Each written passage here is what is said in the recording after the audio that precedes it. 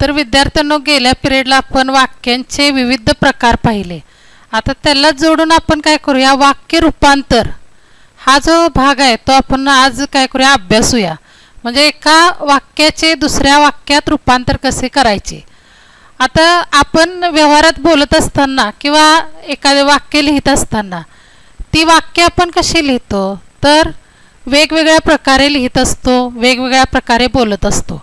आता तुम्ही ह्यांचाच विचार करा, लेखकांचा किंवा कवींचा विचार करा. लेखक किंवा कवी काय करतात पहा, तर जेव्हा साहित्यकृतीची निर्मिती करतात, म्हणजे कथा लिहितात, कादंबरी लिहितात, कविता लिहितात, तेव्हा काय करतात, तर भाषेवरती वेगवेगळे प्रयोग करतात. आणि भाषेवरती वेगवेगळे प्रयोग करून ते काय करत असतात, आपल्यासमोर वेगवेगळी भाषा, म्हणजे भाषेला सौंदर्य प्राप्त करून देत असतात आणि ती भाषा आपल्यासमोर ठेवत असतात. ती भाषा कशी परिणामकारक होईल, आपल्याला अधिक परिणामकारकतेने कशी समजेल किंवा भाषेचा डामडौल कसा वाढेल, हे ते पाहत असतात. समजा आता एखाद्या लेखकाने किंवा कवीने एकाच प्रकारची वाक्य वापरली असती, म्हणजे एकाच प्रकारचे एकसुरी त्यांनी लिहिले असते, तर आपल्याला ते आवडले नसते. आपल्याला ऐकणाऱ्याला ते कंटाळा येतो, कंटाळवाणे वाटते. आणि कंटाळवाणे वाटते म्हणून ते काय करतात, तर वेगवेगळ्या प्रकारची वाक्ये त्या ठिकाणी वापरतात. तेच वाक्य प्रकार आपण गेल्या पिरियडला पाहिलेले आहेत. आत्ता आपण काय पाहायचं आहे, तर एका वाक्याचे दुसऱ्या वाक्यात रूपांतर कसे करायचे, म्हणजे एका प्रकाराचे दुसऱ्या प्रकारामध्ये रूपांतर कसे करायचे, यालाच म्हणतात वाक्य रूपांतर किंवा वाक्य परिवर्तन. आता वाक्य रूपांतर म्हणजे काय करायचे, तर वाक्याच्या रचनेत बदल होत असतो. वाक्याची रचना बदलायची, लक्षात ठेवा, पण वाक्याचा अर्थ हे अतिशय महत्त्वाचं आहे विद्यार्थ्यांनो.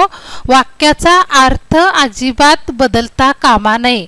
म्हणजे तुम्हाला एखादे वाक्य दिले, उदाहरणार्थ घ्या, विधानार्थी वाक्य दिले आणि तुम्हाला सांगितले की त्याचे तुम्ही काय करा, तर विधानार्थी वाक्याचे तुम्ही प्रश्नार्थी वाक्य करा किंवा उद्गारार्थी वाक्य करा. कोणताही वाक्य प्रकार, एका वाक्य प्रकाराचे दुसऱ्या वाक्य प्रकारात रूपांतर करताना वाक्याची रचना बदलेल तुमची, किंवा काही ठिकाणी त्या विरुद्धार्थी शब्द येईल एखाद्या शब्दाला, पण अर्थ मात्र वाक्याचा तोच राहिला पाहिजे. आणि हा वाक्याचा अर्थ तोच राहून आपण रचनेत बदल करतो, त्यालाच म्हणतात काय, वाक्य रूपांतर. आता आपण उदाहरण पाहूया. आता आपण एका वाक्याचे दुसऱ्या वाक्यात रूपांतर करताना कोणकोणत्या वाक्य प्रकारांचा विचार करायचा आहे ते बघूया. तर विधानार्थी वाक्य, प्रश्नार्थी वाक्य, आज्ञार्थी, होकारार्थी, उद्गारार्थी, नकारार्थी, हे आपण इयत्ता 11वी पर्यंत पाहिलेलं आहेच. तेच आपल्याला काय करायचं आहे, उजळणी वजा आत्ता पाहायचे आहे. जसे की मी तुम्हाला गेल्या पिरियडला सांगितले की काय असते, तर विधानार्थी वाक्य असेल किंवा कोणतेही वाक्य असेल तर प्रत्येक वाक्यात होकार पण असतो आणि नकार पण असतो. आता यासाठी आपण उदाहरण पाहूया. हे पहा उदाहरण, इथे उदाहरण आहे पहा, लोकांचे दारिद्र्य पाहून मला दुःख होते. हे उदाहरण आहे, हे वाक्य आहे, विधानार्थी वाक्य आहे. आणि मला दुःख होते म्हणजे काय आहे, या ठिकाणी होकार आहे, होकारार्थी आहे. आता याच वाक्याचे आपल्याला नकारार्थी करायचे असेल तर कसे येईल पहा. आपण काय म्हटलेलं आहे, अर्थ तोच राहिला पाहिजे, अर्थाला बाधा येता कामा नये. त्या पद्धतीने आपण काय करायचे आहे, एका वाक्याचे दुसऱ्या वाक्यात रूपांतर करायचे. आता हे विधानार्थी वाक्य आहे, होकारार्थी आहे.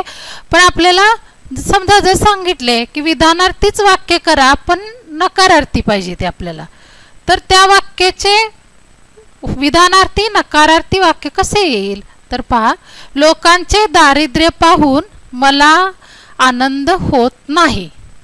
म्हणजे मला आनंद होत नाही म्हणजे काय होते, मला दुःख होते. म्हणजे वाक्याचा अर्थ तोच राहिला, फक्त आपण काय केलेलं आहे, होकारार्थी वाक्याचे नकारार्थी वाक्यामध्ये रूपांतर केलेले आहे. तर आपण एका वाक्याचे दुसऱ्या वाक्यात रूपांतर कसे करायचे ते अभ्यासूया. यातला पहिला भाग आहे प्रश्नार्थी व विधानार्थी वाक्यांचे परस्पर रूपांतर. म्हणजे प्रश्नार्थी वाक्यांचे विधानार्थी वाक्यात रूपांतर कसे करायचे यासाठी आपण काय करूया, उदाहरणे पाहूया.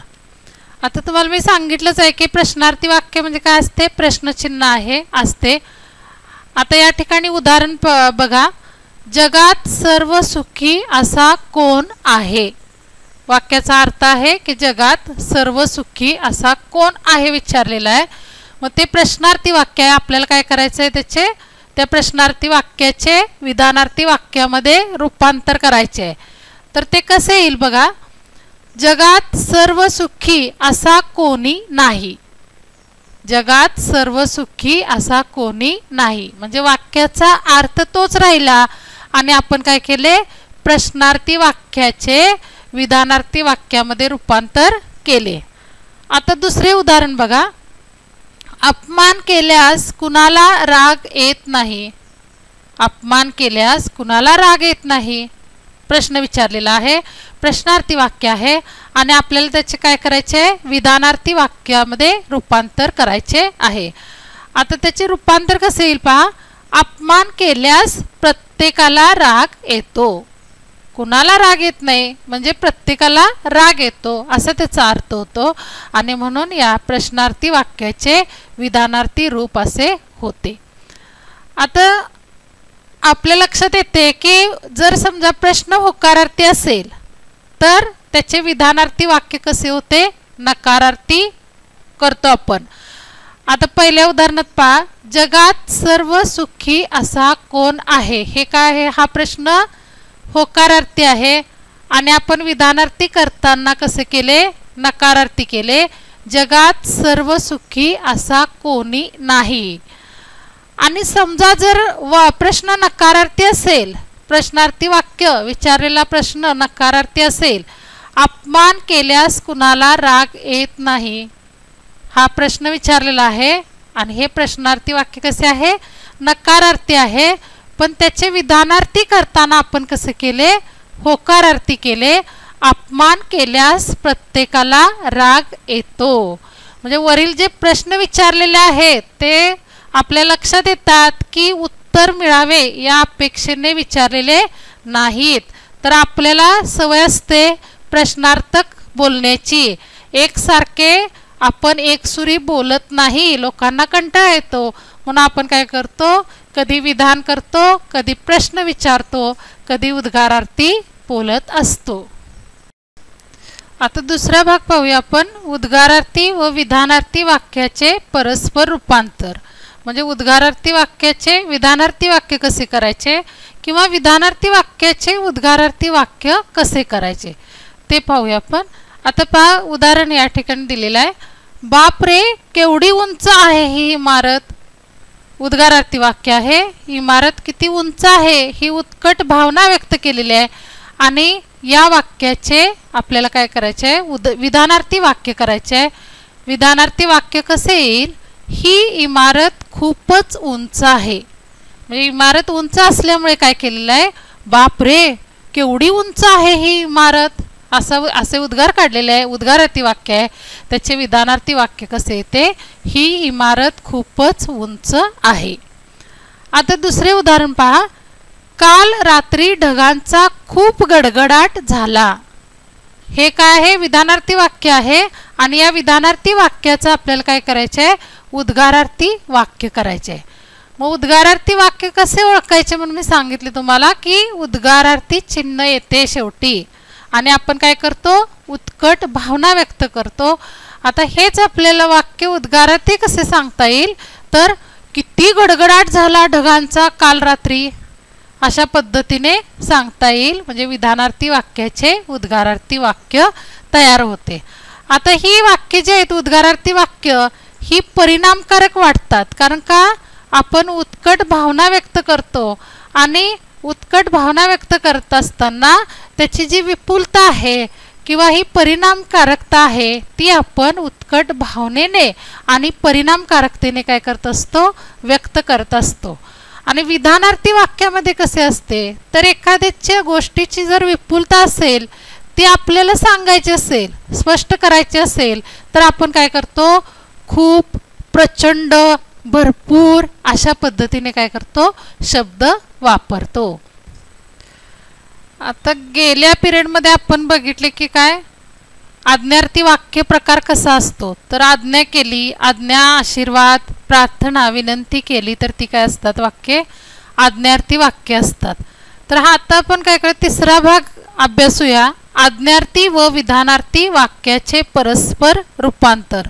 म्हणजे जर आज्ञार्थी वाक्य दिले असेल तर त्याचे विधानार्थी वाक्य कसे करायचे किंवा विधानार्थी वाक्य दिले असेल तर आज्ञार्थी वाक्य कसे करायचे. आता या ठिकाणी उदाहरण दिले आहे पहा. तू नियमित व्यायाम कर असे आज्ञार्थी वाक्य आहे. आपल्याला याचे विधानार्थी वाक्य करायचे आहे. तू नियमित व्यायाम कर म्हणजे आज्ञा सोडलेल्या आज्ञार्थी वाक्य आहे. मग त्याचे विधानार्थी वाक्य करताना विधान करताना तू नियमित व्यायाम करावास असे विधान येते. म्हणजे आज्ञार्थी वाक्याचे हे काय झाले विधानार्थी रूपांतर. आता दुसरे उदाहरण पहा. ज्ञान संपादनासाठी भरपूर वाचन करावे असे विधान केलेले आहे. हे आहे विधानार्थी वाक्य. आता या विधानार्थी वाक्याचे आपल्याला काय करायचे आहे आज्ञार्थी वाक्य करायचे आहे. मग आज्ञार्थी वाक्य करताना कसे येईल ते ज्ञान संपादनासाठी भरपूर वाचन करा हे झाले आज्ञार्थी वाक्य. आता आपण अभ्यासूया होकारार्थी व नकारार्थी वाक्यांचे परस्पर रूपांतर. म्हणजे वाक्य जर होकारार्थी असेल नकारार्थी कसे करायचे आणि जर नकारार्थी असेल तर होकारार्थी कसे करायचे. आणि महत्त्वाचे काय आहे वाक्याचा अर्थ बदलायचा नाही. त्यासाठी उदाहरण आपण बघूया. उदाहरण पहा. त्याच्यासाठी 1000 रुपये ही देखील मोठी रक्कम आहे. हे आहे होकारार्थी वाक्य. आता या होकारार्थी वाक्याचे आपल्याला काय करायचे आहे नकारार्थी वाक्य करायचं आहे. नकार पण आला पाहिजे आणि वाक्याचा अर्थ बदलायचा नाही. आता कसे येईल याचे नकारार्थी वाक्य तर बघा. त्याच्यासाठी 1000 रुपये ही काही लहान रक्कम नाही. म्हणजे लहान रक्कम नाही म्हणजे कशी आहे ती रक्कम मोठी आहे. म्हणजे वाक्याचा अर्थही बदलला नाही आणि होकारार्थी वाक्याचे नकारार्थी वाक्यामध्ये रूपांतर केले आपण. आता दुसरे उदाहरण पहा. ही काही वाईट कल्पना नाही असे वाक्य आहे. आणि हे वाक्य कसे आहे नकार आहे म्हटल्यावर नकारार्थी वाक्य आहे. या वाक्याचे आपल्याला होकारार्थी वाक्य करायचे आहे. अर्थ बदलायचा नाही हे महत्त्वाचं लक्षात ठेवायचं आहे सर्वांनी. आता पहा त्याचे होकारार्थी वाक्य कसे येईल. ही कल्पना चांगली आहे. बघा वाईट कल्पना नाही याला होकार कसा आला कल्पना चांगली आहे. म्हणजे नकारार्थी वाक्याचे आपण काय केले होकारार्थी वाक्य केले.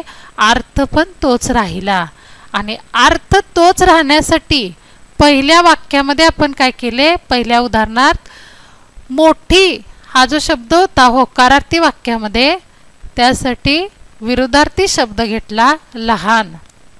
आणि दुसऱ्या उदाहरणामध्ये वाईट कल्पना वाईट होते हा शब्द होता. त्या वाईट या शब्दाला आपण विरुद्धार्थी शब्द कोणता घेतला चांगली. वाईट कल्पना चांगली कल्पना अशा पद्धतीने मूळ अर्थ बदलला नाही. होकारार्थीचे नकारार्थी केले आणि नकारार्थीचे होकारार्थी वाक्यामध्ये रूपांतर केले. तर वाक्य परिवर्तनामध्ये आपण काय काय बघितले तर प्रश्नार्थी वाक्याचे विधानार्थी विधानार्थीचे प्रश्नार्थी वाक्यात रूपांतर उद्गारार्थी व विधानार्थी यांचे परस्पर रूपांतर आज्ञार्थी व विधानार्थी आणि होकारार्थी व नकारार्थी या सर्वांचे काय केले आपण परस्पर रूपांतर बघितले. आता आपण काय करूया तर कृती सोडवूया. आणि कृती सोडवत असताना पहा आपल्याला सुरुवातीलाच इथे एक चार्ट दिलेला आहे त्यांनी. आणि चार्टमध्ये काय म्हटलेलं आहे खालील तक्ता पूर्ण करा असे म्हटलेले आहे. आता तक्ता कसा दिलेला आहे पहा. त्यांनी 3 कॉलम केलेले आहेत. त्या 3 कॉलममध्ये वाक्य वाक्य प्रकार आणि करावयाचा बदल असे म्हटलेले आहे. आता वाक्य कोणते दिलेले आहे पहा. पहिले वाक्य दिलेले आहे दिलेल्या सूचनांचे पालन करा. आता आपल्या लक्षात येते की हा वाक्यप्रकार कोणता आहे. वाक्यप्रकार लिहायचा आहे दिलेला तो दुसऱ्या कॉलममध्ये. हा वाक्यप्रकार आहे आज्ञार्थी वाक्य. आणि आज्ञार्थी वाक्याचे आपल्याला काय करायचे आहे, विधानार्थी वाक्य करायचे आहे. विधानार्थी वाक्य कसे येईल, दिलेल्या सूचनांचे पालन करणे आवश्यक आहे असे विधान येईल. लक्षात येते का पहा, दिलेल्या सूचनांचे पालन करा असे वाक्य आहे. वाक्य प्रकार आपल्याला विचारलेला आहे. वाक्य प्रकार आहे आज्ञार्थी वाक्य. आणि विधानार्थी करताना कसे येईल विधानार्थी वाक्य, दिलेल्या सूचनांचे पालन करणे आवश्यक आहे. आता दुसरे उदाहरण पहा. बापरे किती वेगाने वाहने चालवतात ही तरुण मुले. म्हणजे या ठिकाणी काय केले आहे, उत्कट भावना व्यक्त केलेली आहे. उद्गारार्थी चिन्ह पण आपल्याला दिसत आहेत या वाक्यामध्ये. आणि म्हणून आपल्या लक्षात येतो वाक्य प्रकार कोणता आहे, तर उद्गारार्थी वाक्य. आता या उद्गारार्थी वाक्याचे आपल्याला काय करायचं आहे, विधानार्थी वाक्य करायचे आहेत. आणि विधानार्थी वाक्यामध्ये नकार पण असला पाहिजे. विधानार्थी नकारार्थी वाक्य करा. आता विधानार्थी नकारार्थी वाक्य कसे येईल, तर तरुण मुलांनी खूप वेगाने वाहने चालवू नयेत. म्हणजे विधान पण केले आणि विधानार्थी नकारार्थी वाक्य तयार झाले असे उत्तर त्याचे येईल. आता तिसरा भाग पहा, तिसरे उदाहरण पहा. स्वयंशिस्त ही खरी शिस्त नाही का, प्रश्न विचारलेला आहे. प्रश्नचिन्ह दिसते तिथे तुम्हाला, क्वेश्चन मार्क दिसतो आहे.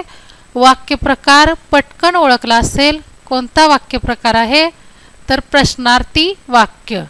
आता या प्रश्नार्थी वाक्याचे आपल्याला काय करायचे आहे, विधानार्थी वाक्य करायचे आहे. आणि त्या विधानार्थी वाक्यामध्ये होकार असला पाहिजे. म्हणजे विधानार्थी होकारार्थी वाक्य करायचे आहे. मग त्याचे उदाहरण कसे येईल, तर स्वयंशिस्त ही खरी शिस्त आहे अशा पद्धतीने येईल. आता पुढचे उदाहरण बघा. मोबाईलचा अतिवापर योग्य नाही असे आपल्याला चौथे उदाहरण दिलेले आहे. आणि हे वाक्य प्रकार कोणता आहे, तर विधान केलेले आहे. आणि त्याचबरोबर त्यामध्ये नकार पण आहे, म्हणून ते विधानार्थी नकारार्थी वाक्य आहे. आणि या विधानार्थी नकारार्थी वाक्याचे आपल्याला काय करायचे आहे, करावयाचा बदल कोणता करायचा आहे म्हणून सांगितलेला आहे, तर आज्ञार्थी वाक्य करा. तर आज्ञार्थी वाक्य कसे येईल, मोबाईलचा अतिवापर टाळा. म्हणजे आज्ञा केलेली आहे आणि म्हणून हे काय येईल, आज्ञार्थी वाक्य. आता पाचवे उदाहरण बघा. खऱ्या समाजसेवकाला लोकनिंदेची भीती नसते. आता हे काय वाक्यप्रकार आपल्याला ओळखायला सांगितलेला आहे. हा वाक्यप्रकार कोणता आहे, विधानार्थी वाक्य आहे. विधानार्थी नकारार्थी वाक्य आहे, नसते आहे त्या ठिकाणी. आणि विधानार्थी नकारार्थी वाक्याचे आपल्याला काय सांगितलेले आहे, तर प्रश्नार्थी वाक्य करा, प्रश्नार्थक वाक्य करा म्हणून सांगितलेलं आहे. तर प्रश्नार्थ वाक्य कसे येईल, खऱ्या समाजसेवकाला लोकनिंदेची भीती असते का, प्रश्न विचारलेला आहे. आणि हे काय होईल मग, प्रश्नार्थक वाक्य. आता सहावे उदाहरण बघा. विद्यार्थ्यांनी संदर्भ ग्रंथाचे वाचन करावे. आता हे वाक्य कोणते आहे, तर विधानार्थी वाक्य आहे. आणि या विधानार्थी वाक्याचे आपल्याला काय करायचे आहे, आज्ञार्थी वाक्य करायचे आहे. तर आज्ञार्थी वाक्य कसे येईल, विद्यार्थ्यांनी संदर्भ ग्रंथाचे वाचन करा अशा पद्धतीने काय होईल, त्या ठिकाणी आज्ञा केली जाईल, वाचन करा म्हटले जाईल. या ठिकाणी करावे म्हटलेलं आहे विधानार्थी वाक्यात. आज्ञार्थी वाक्यात कसे येईल, विद्यार्थ्यांनी संदर्भ ग्रंथाचे वाचन करा अशी आज्ञा येईल. असा हा आज्ञार्थी वाक्य प्रकार येईल. आता दुसरी कृती आपण अभ्यासूया. काय म्हटलेलं आहे बघा. कंसातील सूचनेप्रमाणे वाक्य रूपांतर करा. म्हणजे कंसामध्ये आपल्याला सूचना दिलेल्या आहेत आणि एका वाक्याचे दुसऱ्या वाक्यात काय करायचे आहे, रूपांतर करायचे आहे. आता पहिले वाक्य बघा काय दिलेलं आहे. सकाळी फिरणे आरोग्यास हितकारक आहे असे दिलेले आहे उदाहरण आपल्याला. आणि कंसात काय म्हटलेलं आहे, नकारार्थी करा.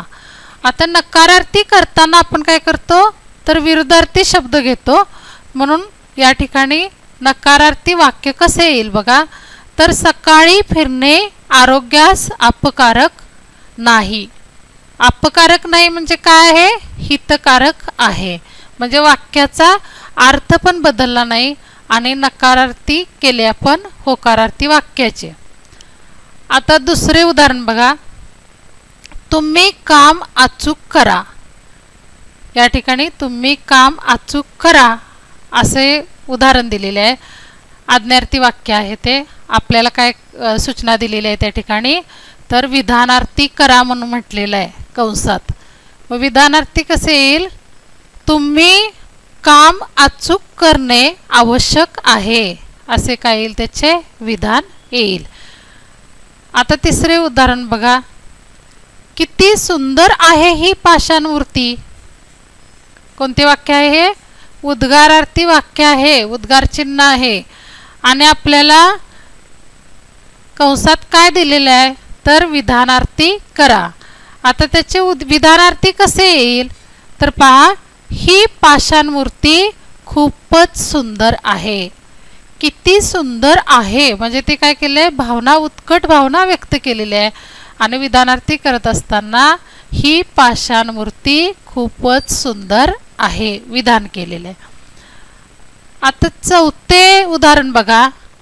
पांढरा रंग सर्वांना आवडतो असे विधानार्थी वाक्य आहे. आपल्याला काय करायचे या ठिकाणी प्रश्नार्थी वाक्य करायचे आहे. आणि प्रश्नार्थी वाक्य कसे येईल त्याचे प्रश्न विचारला पाहिजे, प्रश्नचिन्ह शेवटी द्यायचे आहे, क्वेश्चन मार्क. मग कसे येईल ते वाक्य, पांढरा रंग कुणाला आवडत नाही. कुणाला आवडत नाही म्हणजे सर्वांना आवडतो असं त्याचा अर्थ येतो. अर्थ तोच राहतो. आता पाचवे उदाहरण पहा. चैनीच्या वस्तू महाग असतात. होकारार्थी वाक्य आहे. आणि हे होकारार्थी वाक्य आपल्याला काय करायचे आहे कंसात दिलेलं आहे. या वाक्याचे काय करा, नकारार्थी वाक्य करा. आता नकारार्थी वाक्य कसे येईल, चैनीच्या वस्तू स्वस्त नसतात. स्वस्त नसतात म्हणजे काय असते, त्या महाग असतात. जे काय केले आपण नकारार्थी वाक्यात रूपांतर केले. आता सहावे उदाहरण बघा. तुझ्या भेटीने खूप आनंद झाला असे वाक्य आहे. आणि कंसात दिलेला आहे उद्गारार्थी करा. उद्गारार्थी कसे येईल, किती आनंद झाला तुझ्या भेटीने. किती आनंद झाला तुझ्या भेटीने म्हणजे खूप आनंद झाला असे होते.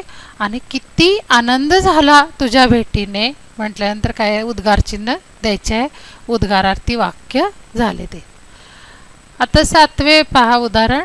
अबब काय हा चमत्कार. विधानार्थी करा म्हटलेला आहे.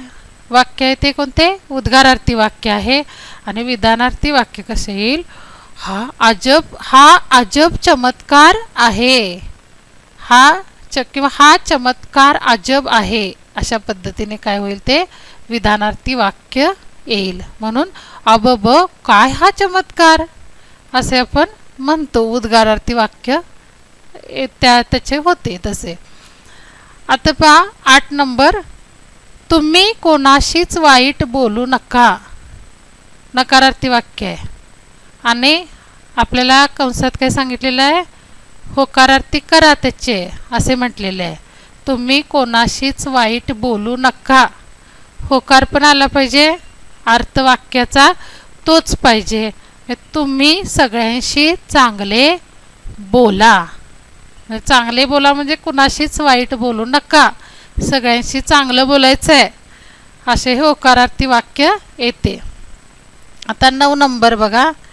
निरोगी राहावे असे कोणाला वाटत नाही. निरोगी राहावे असे कोणाला वाटत नाही. हे आपल्याला वाक्य काय करायचे, कोणाला वाटत नाही. निरोगी राहावे असे कोणाला वाटत नाही प्रश्न आहे तो. आपल्याला त्याचे काय करायचे आहे, विधानार्थी वाक्य. विधानार्थी वाक्य विधान करायचे आहे. कसे येईल, निरोगी राहावे असे सर्वांना वाटते. लक्षात येते का बघा, निरोगी राहावे असे सर्वांना वाटते म्हणजे निरोगी राहावे असे कोणाला वाटत नाही. आपण व्यवहारात सहजगत्या असे प्रश्नार्थी बोलत असतो. एकाच प्रकारची एकसुरी वाक्य आपण कधी बोलत नाही. कंटाळा येतो ऐकणाऱ्याला, बोलणाऱ्याला पण कंटाळा येतो. आता 10 नंबर बघा, दवाखान्यात मोठ्या आवाजात बोलू नये. दवाखान्यात मोठ्या आवाजात बोलू नये हे वाक्य कसे आहे, नकारार्थी वाक्य आहे आणि आपल्याला काय करायचं आहे, होकारार्थी करायचं आहे. मग आपण काय करतो, त्या ठिकाणी होकार पण दर्शवतो आणि आपण विरोधार्थी शब्द घेतो. आता मोठ्याला आपण काय घेणार आहे इथे, हळू. आता दवाखान्यात हळू आवाजात बोलावे, हे काय झाले, होकारार्थी वाक्य. अशा पद्धतीने हा झाला वाक्य रूपांतराचा. वाक्य रूपांतर कसे करावे किंवा वाक्य परिवर्तन आपण कसे करतो. तुम्हाला परीक्षेमध्ये एकतर हा अशा पद्धतीने चार्ट येईल किंवा कंसात दिले जाईल की एका वाक्याचे वाक्य दिले जाईल आणि कंसात नकारार्थी करा, विधानार्थी करा, प्रश्नार्थी करा. आपण काय करायचं आहे, अर्थ बदलायचा नाही पण एका वाक्याचे दुसऱ्या वाक्यात रूपांतर करायचे.